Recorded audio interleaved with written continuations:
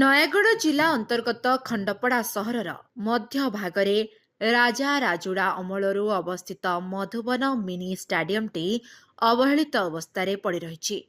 ଏହାର ଉନ୍ନତିକରଣ ଦିଗରେ ପ୍ରଶାସନ ନା କି ଲୋକପ୍ରତିନିଧିମାନେ ଦୃଷ୍ଟି ଦେଉନଥିବାରୁ ଖଣ୍ଡପଡ଼ା ଅଞ୍ଚଳର କ୍ରୀଡ଼ାପ୍ରେମୀ ଓ ଜନସାଧାରଣଙ୍କ ମଧ୍ୟରେ ଅସନ୍ତୋଷ ପ୍ରକାଶ ପାଇଛି। ରକ୍ଷଣାବେକ୍ଷଣ ଅଭାବରୁ ମିନି ଷ୍ଟାଡିୟମର ଚାରିପାଖେ ଅବସ୍ଥିତ ଗ୍ୟାଲେରୀ ଓ ସିମେଣ୍ଟ ଚୌକିଗୁଡ଼ିକ ଭାଙ୍ଗି ରୁଚିଗଲାଣି। ସଞ୍ଜ ନଇଲେ ମିନି ଷ୍ଟାଡିୟମ ପରିସରରେ ମଦ୍ୟପ ଓ ଅସାମାଜିକ ଯୁବକଙ୍କର ଭିଡ଼ ଜମୁଛି। ଏକଦା ମଧୁବନ ମିନି ଷ୍ଟାଡିୟମ ପରିସରରେ ଖଣ୍ଡପଡ଼ା ଏନ୍ଏସି କର୍ତ୍ତୃପକ୍ଷଙ୍କ ଦ୍ୱାରା ମୁଖ୍ୟମନ୍ତ୍ରୀ କର୍ମତତ୍ପର ଯୋଜନାରେ ଅନେକ କିଛି ଉନ୍ନୟନମୂଳକ କାର୍ଯ୍ୟ କରିଯାଇଥିଲେ। ହେଲେ ଆବଶ୍ୟକୀୟ ରକ୍ଷଣାବେକ୍ଷଣ ଅଭାବରୁ ସବୁକିଛି ଏବେ ନଷ୍ଟ ହେବାକୁ ବସିଲାଣି। ମିନି ଷ୍ଟାଡିୟମର ଭିତର ପାର୍ଶ୍ୱର ଚାରିପାଖେ ଫେବର ବ୍ଲକ ପକାଯାଇ ପାଦଚଲା ରାସ୍ତା ନିର୍ମାଣ କରାଯାଇଥିଲା।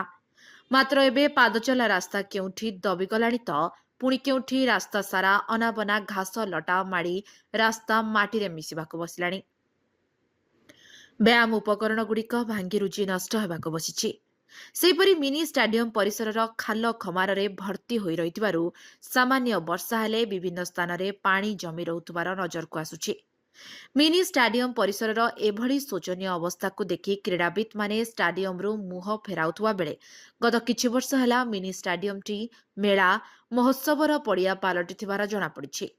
ମିନି ଷ୍ଟାଡିୟମ ପରିସରରେ ସ୍ଥାପିତ ପେଣ୍ଡାଲର ଚାରିପାଖେ ସୌନ୍ଦର୍ଯ୍ୟକରଣ ନିମନ୍ତେ ଲଗାଯାଇଥିବା ଷ୍ଟିଲ୍ ଗ୍ରିଲ୍ଗୁଡ଼ିକର କିଛି ଅଂଶ ଅସାମାଜିକ ବ୍ୟକ୍ତିମାନେ ଚୋରି କରି ନେଇଥିବାରୁ ପେଣ୍ଡାଲର ସୌନ୍ଦର୍ଯ୍ୟକରଣ ନଷ୍ଟ ହୋଇଯାଇଛି। ଏ ସମ୍ପର୍କରେ ପ୍ରଶାସନିକ ଅଧିକାରୀମାନେ ଅବଗତ ଥିଲେ ହେଁ ସେ ଦିଗରେ କୌଣସି ପଦକ୍ଷେପ ଗ୍ରହଣ କରାନଯିବାରୁ ପରୋକ୍ଷରେ ଅସାମାଜିକ କାର୍ଯ୍ୟକଳାପକୁ ପ୍ରୋତ୍ସାହନ ଦେଉଛି ବୋଲି ସାଧାରଣରେ ଚର୍ଚ୍ଚା ହେଉଛି। ଦୀର୍ଘ ବର୍ଷ ତଳେ ମଧୁବନ ମିନି ଷ୍ଟାଡିୟମ ପରିସରରେ କେତେକ ମହାପୁରୁଷଙ୍କର ପ୍ରତିମୂର୍ତ୍ତି ସ୍ଥାପନା କରାଯାଇଥିଲା।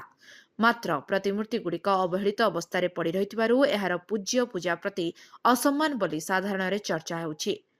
ଏଥିପ୍ରତି ପ୍ରଶାସନ ଦୃଷ୍ଟି ଦେବାକୁ ଖଣ୍ଡପଡ଼ା ସହରବାସୀ ଦାବି କରିଛନ୍ତି। ମିନି ଷ୍ଟାଡିୟମର ମୁଖ୍ୟ ଫାଟକ ସଦାସର୍ବଦା ଖୋଲା ରହୁଥିବାରୁ ଯିଏ ପାରିଲା ସେତେବେଳେ ଷ୍ଟାଡିୟମ ଭିତରେ ଅବାଧରେ ପ୍ରବେଶ କଲା, ସେଥିରେ କିଛି ବି ଯାଆସ ନାହିଁ।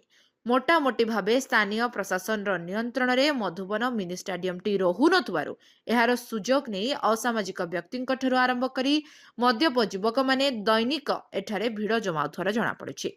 ମଧୁବନ ମିନି ଷ୍ଟାଡିୟମର ବିକାଶ ଦିଗରେ ଜିଲ୍ଲା ପ୍ରଶାସନ ଓ ବିଧାୟକ ଦୃଷ୍ଟି ଦେବାକୁ ଖଣ୍ଡପଡ଼ା ଅଞ୍ଚଳବାସୀ ଦାବି କରିଛନ୍ତି। ଖଣ୍ଡପଡ଼ାରୁ ସଦାଶିବ ପାତ୍ରଙ୍କ ରିପୋର୍ଟ, ଲିଭ୍ ଲାଇଫ୍ ଓଡ଼ିଆ।